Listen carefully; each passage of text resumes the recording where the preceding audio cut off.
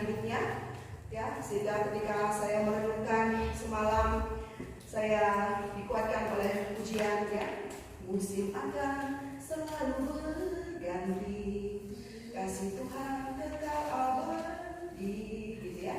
Jadi musim akan berganti, semua orang akan berganti, ya. Tetapi kita melihat ada kasih Tuhan, kasih Kristus yang menghadirkan alatnya, yang menghadirkan hambanya untuk generasi berikutnya. Segala sesuatu dimulai dari kasih. Segala sesuatu dimulai dari kasih Allah. Bukan manusia yang mengasihi Allah, tetapi Allah yang mengasihi manusia. Nah, Bapak, Ibu, dan saudara yang terkasih di dalam nama Tuhan Yesus, seperti yang ditetapkan oleh firman Tuhan yang akan kita pelajari bersama dengan tema mengasihi segala sesuatu. Biarlah kita memahami apa yang ingin Tuhan sampaikan lewat kebenaran firman Tuhan pada hari ini. Ketika nats firman Tuhan ataupun ya tema yang kita akan dengarkan ini mengatakan mengasihi segala sesuatu, bukan maksudnya dosa juga kita kasihi, tidak, ya. Tetapi mengasihi sebagaimana Allah mengasihi manusia. Karena di awal tadi dikatakan bahwa segala sesuatu dimulai dari kasih. Mari kita membaca kebenaran firman Tuhan dari Injil Yohanes. Injil Yohanes 15 ayat 9 sampai 17. Perintah supaya saling mengasihi. Seperti Bapa telah mengasihi aku, demikianlah juga aku telah mengasihi kamu. Tinggallah di dalam kasih-Ku itu.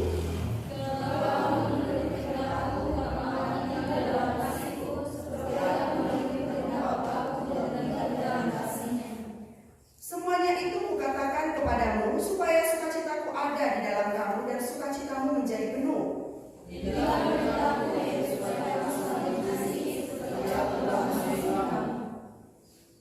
Tidak ada kasih yang lebih besar daripada kasih seorang yang memberikan nyawanya untuk sahabat-sahabatnya.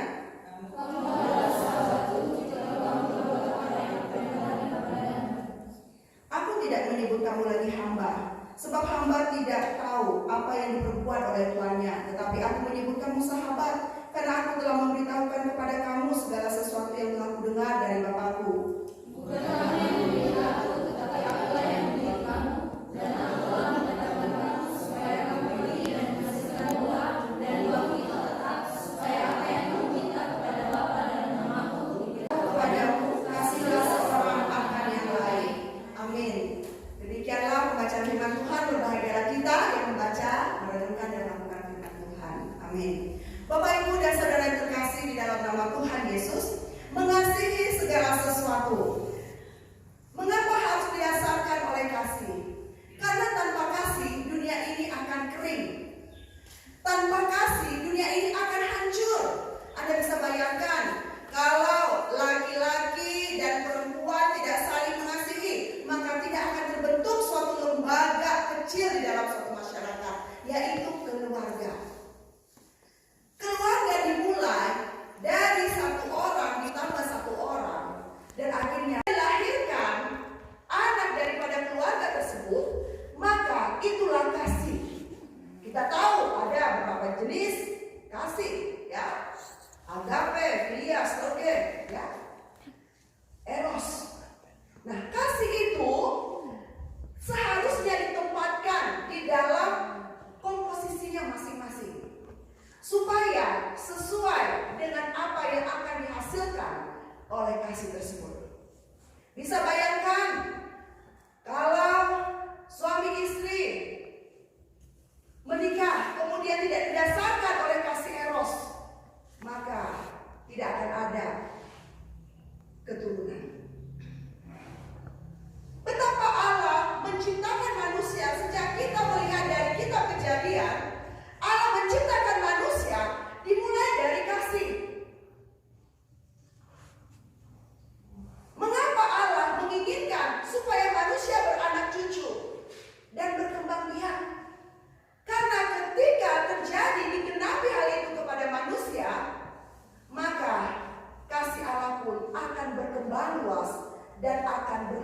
berkali ganda.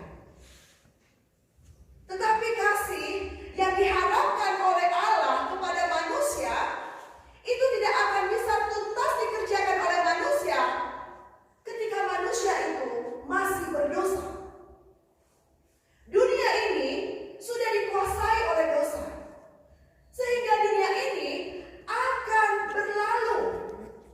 Tetapi firman Tuhan tidak akan berlalu, karena firman Tuhan yang tertulis, yaitu Alkitab, sudah dinyatakan oleh Allah lewat kehadiran Yesus Kristus, di mana kita katakan Yesus adalah firman Allah yang hidup itu. Jadi harus dimulai daripada bagaimana manusia mengalami kesadaran bahwa dia adalah orang yang berdosa, yang tidak sanggup melakukan segala sesuatu termasuk mengasihi kalau dia masih ada di dalam dosa. Tapi ketika dia sudah masuk ke dalam penyadaran diri, kesadaran diri, dan dia datang kepada Tuhan, dia mengakui segala dosa-dosanya, dan dia minta ampun kepada Tuhan, dan pada saat itu dia bertobat, maka dia mengalami perdamaian dengan Allah. Itulah yang kita namakan lahir baru. Lahir baru bukan dikerjakan oleh manusia itu, tetapi bagaimana Allah sudah masuk ke dalam diri dia, karena diri dia sudah mengundang Yesus ke dalam hatinya, dan Roh Kudus bekerja secara spiritual, secara yang tidak kita lihat, tetapi menghasilkan buah Roh Kudus di dalam setiap orang yang sudah lahir baru. Allah mengatakan hal itu kepada manusia, tidak hanya sekedar konsep, tidak hanya sekedar teori, tetapi memang Allah sudah mengutus anaknya Yesus Kristus ke dalam dunia ini. Sehingga firman Tuhan mengatakan, siapa yang memiliki anak, ia memiliki hidup. Tetapi siapa yang tidak memiliki anak, ia tidak memiliki hidup. Anak di sini menekankan kepada Yesus Kristus. Terlihat ada suatu tiga pribadi, tetapi esa. Ini yang harus dipahami oleh semua orang Kristen. Allah kita, Allah orang Kristen adalah Allah yang esa, tetapi bersifat tiga pribadi. Sehingga ketika Allah mengutus anaknya, yaitu Yesus Kristus, ke dalam dunia ini, Yesus Kristus sebagai korban menebus dosa manusia. Ketika manusia sudah mengalami Kristus, maka dia siap untuk menjadi tunas-tunas barunya Allah. Bukan lagi harus melahirkan dosa, tetapi barang siapa yang sudah ada di dalam Kristus, yakni kita yang sudah lahir dari Allah, maka mau tidak mau dan dengan penuh kerelaan hati, kita harus mengikuti perintah-perintah Allah tersebut. Sehingga kita yang sudah lahir baru, kita yang disebut sebagai orang Kristen baru, Kristen yang sudah dipulihkan oleh Allah, maka kita harus mengikuti perintah-perintah Allah tersebut. Apakah perintah Allah itu berat? Firman Tuhan di dalam Injil Matius, Markus, Lukas, Yohanes bahkan sangat jelas sekali sampai kepada kitab Wahyu dikatakan perintah Allah itu tidak sulit. Sehingga Matius 11 ayat 28 dikatakan, marilah kepadaku yang letih sudah berbeban berat, aku akan memberikan kelegaan kepadamu. Kalau kita tahu bahwa perintah Allah itu sulit, maka kita harus datang kepadanya. Nah, Bapak Ibu dan Saudara terkasih, dalam nama Tuhan Yesus, di dalam Yohanes 15 ini sudah jelas sekali di dalam ayat yang ke-9 dikatakan, seperti Bapa telah mengasihi aku, demikian juga aku telah mengasihi kamu. Tinggallah di dalam kasihku itu. Kita harus meyakinkan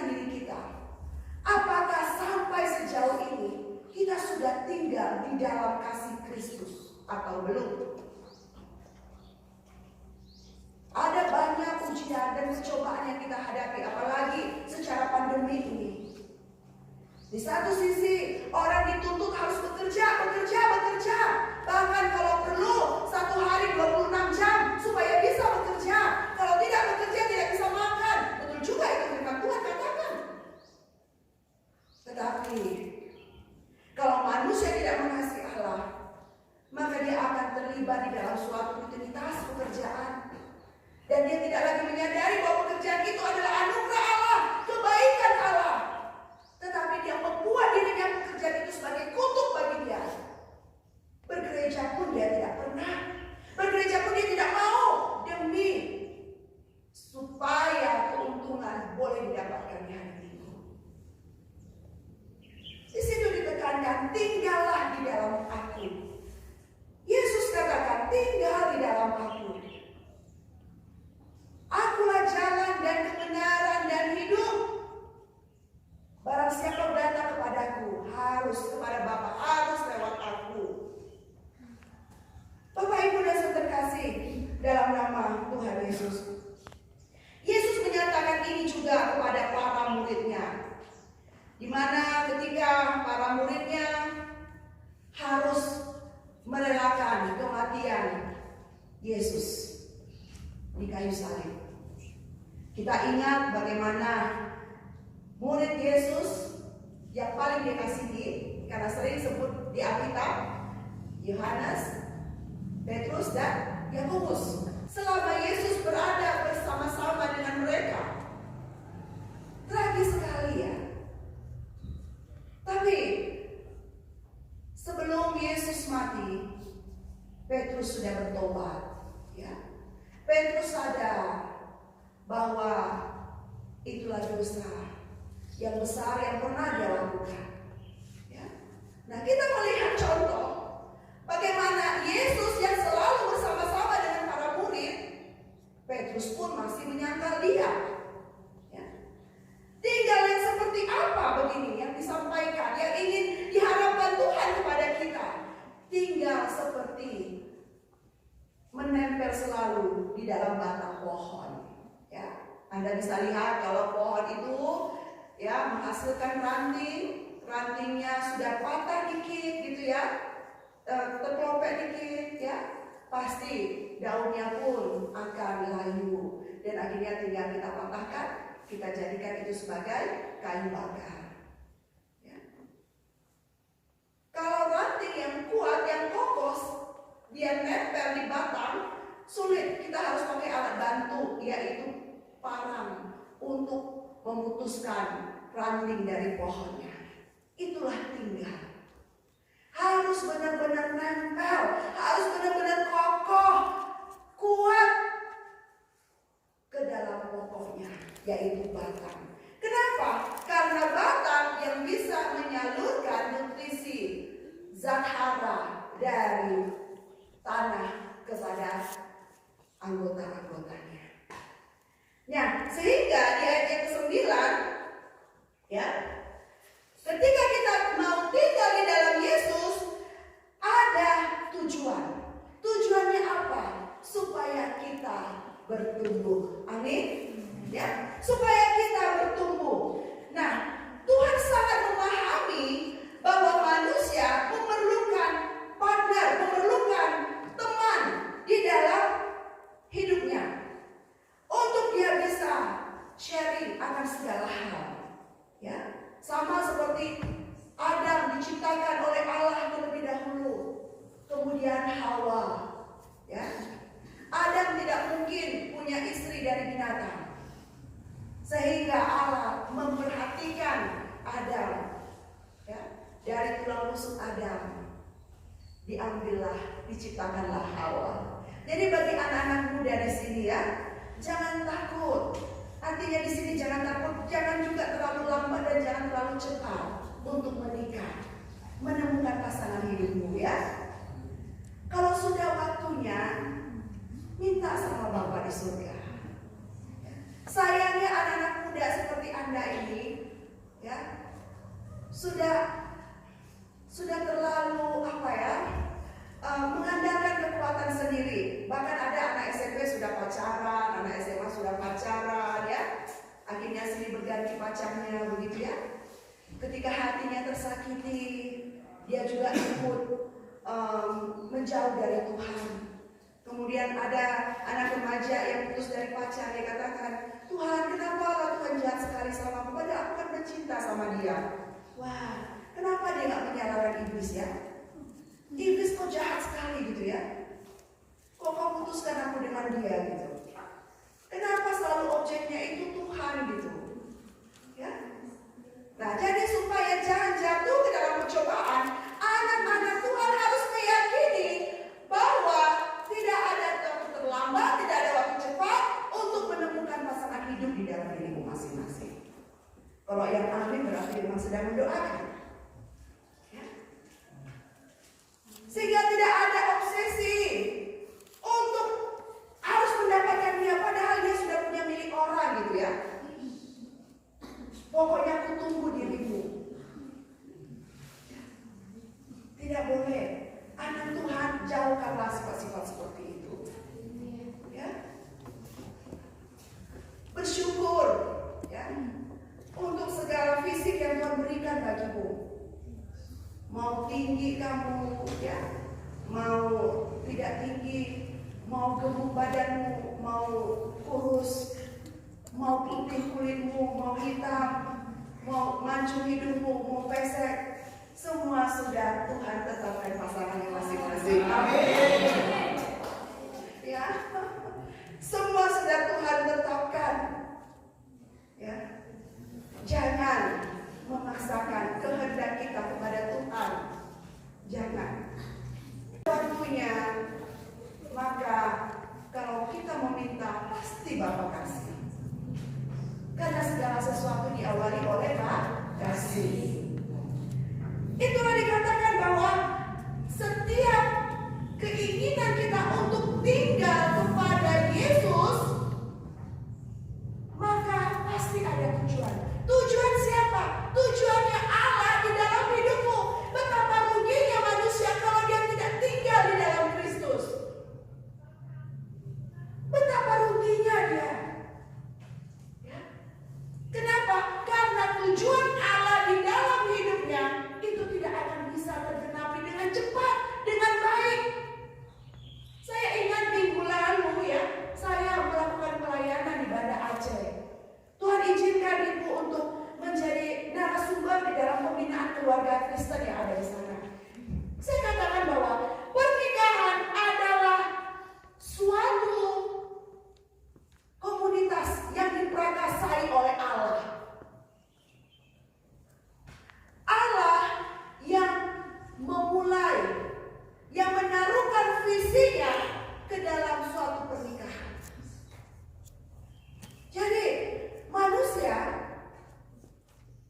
tidak ada hak sedikit pun untuk mengatakan bahwa ini adalah pernikahanku. Karena aku memilih dia, makanya keluarga kami sampai sekarang bagus. Coba kalau aku nggak memilih dia, pasti keluarga kami berantakan. Tidak. Ya. Jadi satu contoh, ketika Allah memprakarsai kasihnya yang nyata kepada manusia, itulah diawali di dalam pernikahan. Orang Kristen, anak Tuhan, tidak boleh memulai pernikahan di dalam suatu kecelakaan terlebih dahulu. Ini jelas dan tegas. Ya. Anak Tuhan, hamba Tuhan, orang Kristen yang benar tidak boleh memulai pernikahan di dalam suatu kecelakaan, di dalam suatu niat yang jelek, karena keterlanjuran dan sebagainya. Tidak boleh. Tetapi ketika kita masuk ke dalam lembaga pernikahan, harus diawali dari kasih Allah memberkati keluarga tersebut. Amin. Dikatakan tinggallah. Harus ada tujuan. Tujuan siapa? Bukan tujuan kita, tetapi tujuan Allah di dalam kehidupan kita. Karena kita tahu tujuan Allah pastilah mendatangkan kebaikan, bukan merancangkan kejahatan. Nah, Bapak Ibu dan Saudara yang terkasih dalam nama Tuhan Yesus, sehingga ketika kita tinggal di dalam Kristus, maka kita memiliki keinginan untuk saling yang positif, saling mendoakan, saling menghibur, saling menopang, saling menasihati.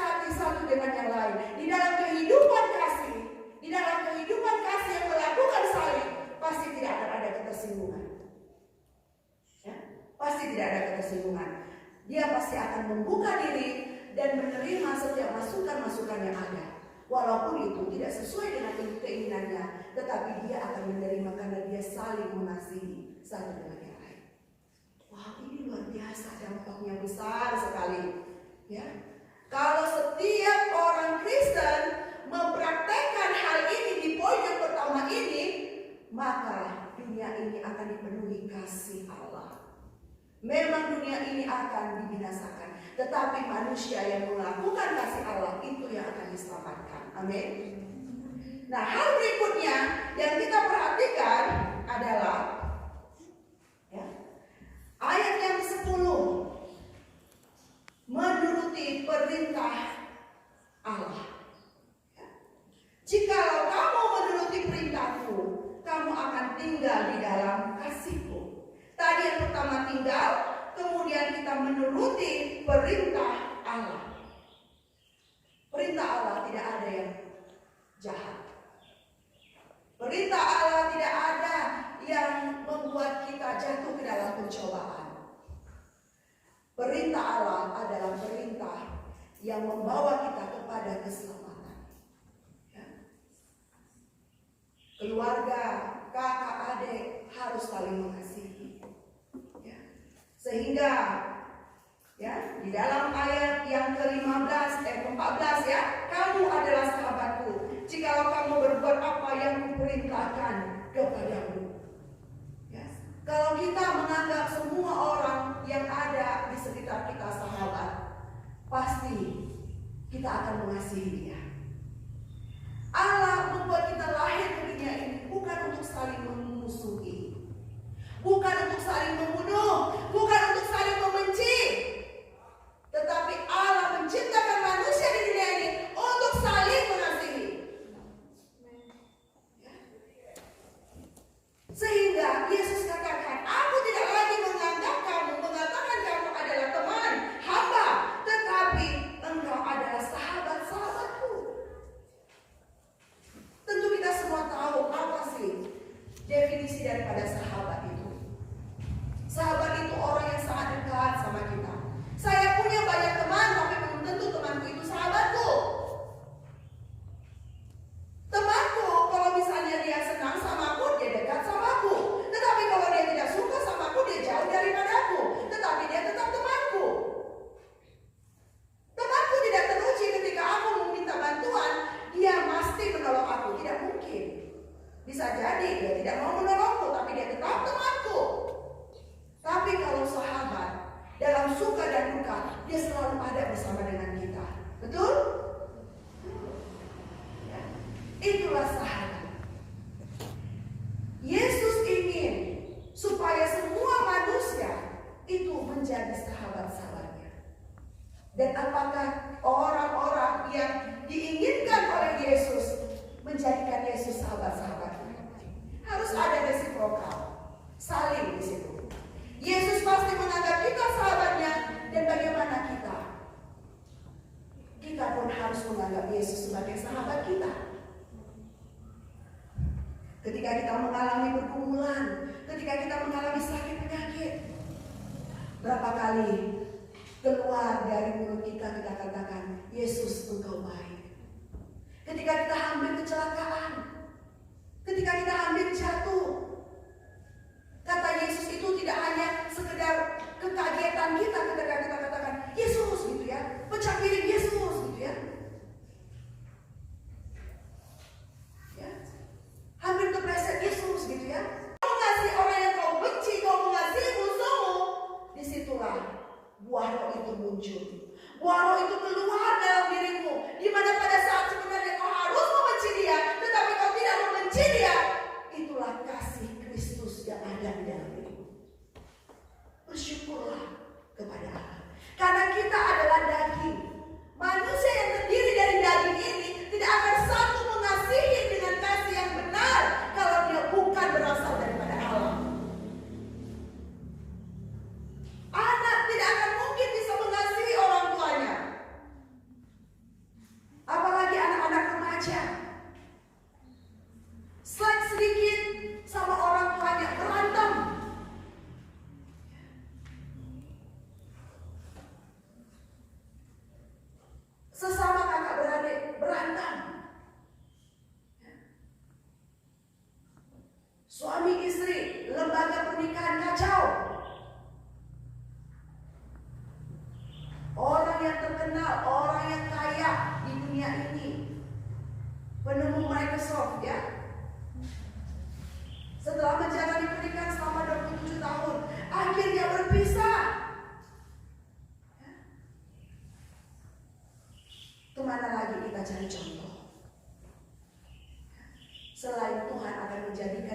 contoh bagi dunia ini. Amin. Tuhan akan menjadikan kita contoh. Ketika kita melihat tidak ada lagi contoh Tuhan, kemana kami dapat contohnya Tuhan? Tanpa kau sadari, sesungguhnya Tuhan sedang mempersiapkan kita untuk menjadikan diri kita contoh kepada orang-orang yang ada di sekitar kita. Sanggup? Amin? Ya, kita harus sanggup. Kita harus bisa menjadi contoh bagi banyak orang. Kita harus bisa menjadi teladan bagi banyak orang. Karena itulah yang dikatakan oleh firman Tuhan. Jadilah teladan dalam perkataanmu, pikiranmu, perbuatanmu, kasihmu, kesetiaanmu. Itulah yang firman Tuhan katakan kepada Timotius. Karena dia adalah orang yang masih muda seperti Anda yang ada di hadapan saya. Ya. Orang muda harus mengawali kasihnya di dalam Kristus Yesus. Ya. Nah, Bapak Ibu dan Saudara yang terkasih dalam nama Tuhan Yesus. Ya. Ketika kita boleh memahami apa yang dikatakan atau dituliskan Yohanes kepada kita pada hari ini yang bertema tentang mengasihi segala sesuatu, ternyata kita harus melihat diri kita sendiri. Sudah sejauh mana kasih yang sejati itu, kasih yang murni itu ada di dalam diri kita. Ya. Kita sendiri yang bisa mengkoreksi diri kita. Kita sendiri yang boleh menilai diri kita sendiri. Sudah sejauh mana kasih yang murni itu kita miliki. Ya. Kita ditantang untuk mengasihi tidak hanya kepada orang yang mengasihi kita, tetapi kepada orang yang tidak mengasihi kita. Ya. Sulit tentu, tetapi tidak ada sulit kalau kita memiliki kasih Kristus. Amin. Kemudian di dalam ayat yang ke-16 dikatakan statement pernyataan kita yang rugi. Kita yang rugi kepada yang memberi perintah, dan kita akan membawa diri kita kepada kesengsaraan. Ya. Yesus katakan, inilah perintahku. Apa itu? Kasihilah seorang akan yang lain. Mungkin kita sulit ya menemukan kalau binatang saling membenci ya. Misalnya anak anjing kami ya, gonggong-gonggong, berguling-guling, karena bermain ya, bukan karena membenci. Kemudian ayam saling lari-lari rebut makanan. Sehingga hasrat itu harus dipatahkan dengan perkataan Yesus. Inilah perintahku, kata Tuhan. Mengapa kita harus mengasihi? Pertama, karena kita lahir dari Allah. Kedua, ketika orang lahir dari Allah, maka dia harus mengikuti, melakukan perintah Allah. Amin. Ya. Perintah Allah harus mengasihi.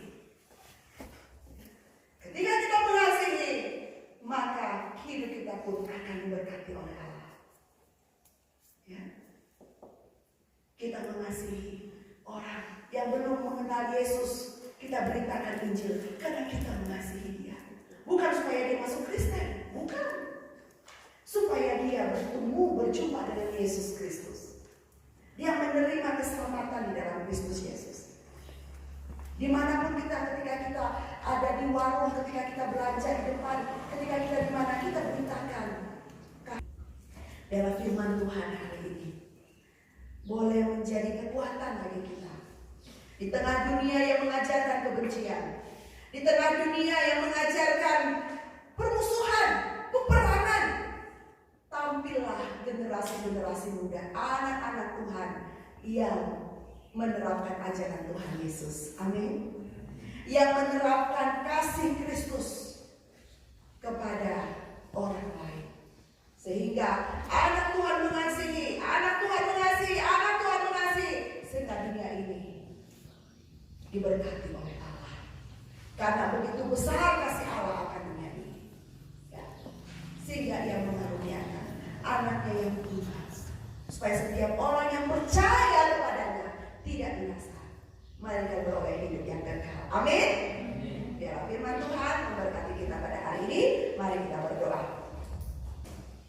Bapa kami yang bertata di dalam kerajaan sorga, terima kasih Tuhan untuk firman-Mu yang sudah kami terima. Firman Tuhan yang mengubahkan hidup kami. Firman Tuhan yang menetapkan kami untuk menghasilkan buah